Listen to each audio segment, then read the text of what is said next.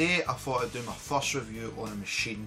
Now I know back in January I said I was got a video coming that's going to be based on a machine and 2 games. It ain't that video.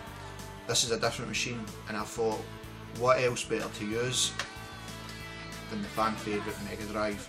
Now the Mega Drive is one of the machines that everybody remembers. It locked horns with Nintendo to hold the world of the 16-bit era. So when you think back to like the NES and the Master System, the Mega Drive was really to kill Nintendo, and at the point Sega really did give them a good run for their money. Then the Super Nintendo came out, then Sega thought, okay, we'll come out with the Mega CD, then the 32X. Obviously there's different variations of them, like the Mega Drive 1 version, and obviously the CD version of that one as well. This is a Mega Drive 2. There was, however, a Genesis 3. Now in America, the Mega Drive was called Genesis, which I think is a better name. There's also a machine called the Sega Nomad, which is like a handheld machine that could play Mega Drive games, kind of like a Game Gear, which was similar to the Master System, but this could play Mega Drive games. Again, they're rare. And there was also a Multi-Mega, which was the Mega CD and the Mega Drive combined into one. This came out near enough the time, if I'm right, near when the Sega Saturn was coming out. At this point Nintendo practically dominated the Sega and the Mega Drive. There was an article I read a couple of weeks ago about what is the best machine ever made, and they gave it to the Xbox 360. I'm sorry, perhaps if there's another machine that comes out later down the line it's better than the Xbox 360.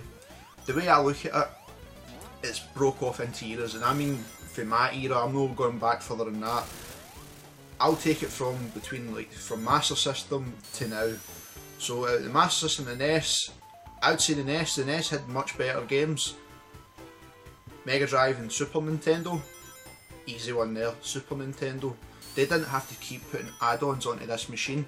If you've ever seen this machine with the 32X sitting on top, then the Mega CD which slides into here, this thing looked like it was on life support because all the cables had to have their own power supply and fit into this machine. It was just ugly to look at. Then you had the Sega Saturn, PlayStation 1 and the N64.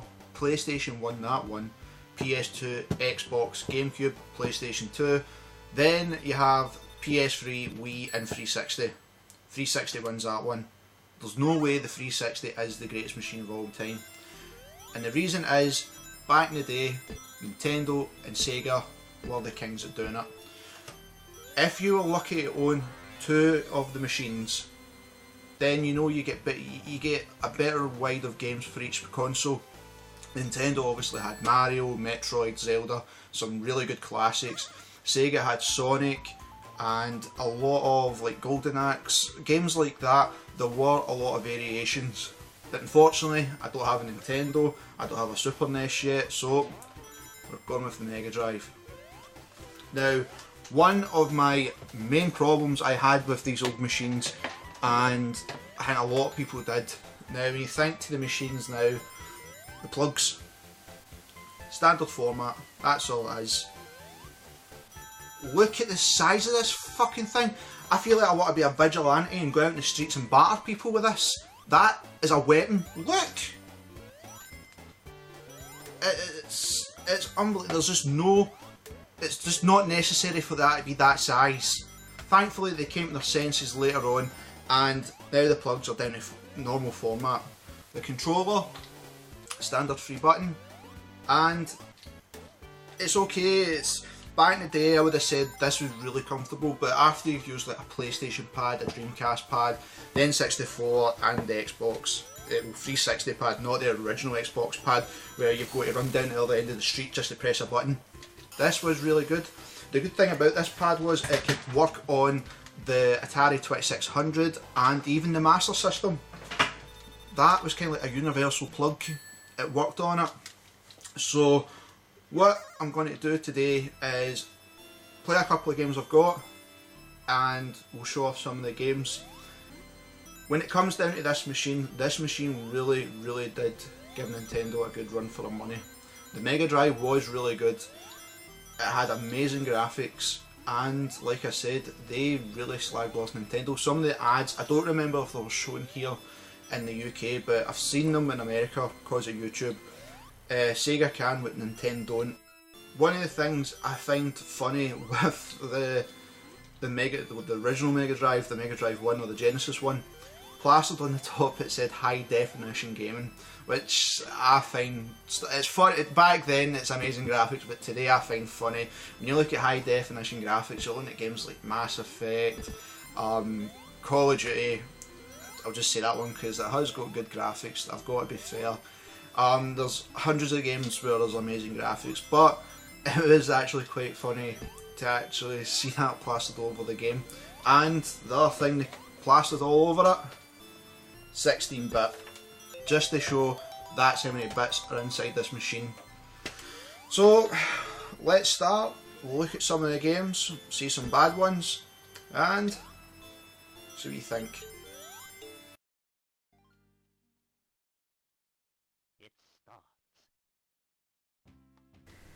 So here's the Lion King on the Mega Drive. Now this is the original Lion King. This isn't an emulator or like a PS2 disc with all the Mega Drive games. No, this is the Lion King. And it looks like shit. Now I'm not talking about the game or the graphics. I'm talking about the shitty little cable I had to buy from Amazon that clearly does not work. I had enhanced the picture on this. So, but like I said, this video is about the machine, not the games. But I'm giving you all pre-warning. If you go on Amazon to buy the cable, the white and red one for your LCD tellies, and they say yep it works, tell that cable to go fuck itself because it clearly doesn't work. What you're best doing is getting a SCART with a Mega Drive attachment, and it works just as fine. I'm going to have to look into how to record in Mega Drive games for future videos. I know there's ways to do it, it's just money and time. But the Mega Drive did have fantastic games and fantastic graphics. Now, say you don't have a Mega Drive and you want to experience the games it had, there is alternatives. You can download emulators, you can still get them, but get yourself a PSP, get yourself a memory card, and what to do is fill it full of Mega Drive games, NES, PlayStation. You can do it with all sorts. Now, I know I'm showing it on a PSP, but I'm just showing you the games, that's all. Mega Drive had fantastic games, and that's what drew a lot of people to it. Now when you look at games today, they're on both machines, well 3 machines if you count the Wii, but they're on everything. Nintendo and Sega like to have separate ones, and that's what always drew the larger crowds to each machine. That dinosaur just said Sega. It did! Like Jurassic Park here, the Mega Drive version was clearly the best one over the Super Nintendo, the NES and the Master System. And this one you can go off Velociraptor, so it says it all why you should have this one compared to the other ones. And on top of that, coming up next is arguably the greatest game in the Mega Drive's history.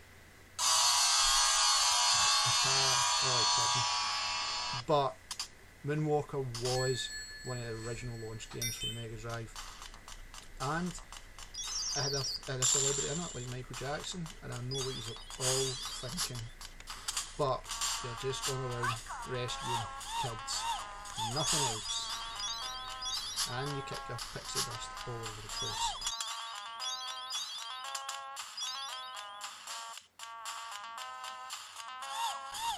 What's he doing? And the Mega Drive collection is complete without the granddaddy of them all, Sonic the Hedgehog. That's just come to the end of this video. I'm happy that That's Rebellion game reviews have finally done a machine. It's took a while, but more videos are coming and I hope you've been enjoying them. Take care.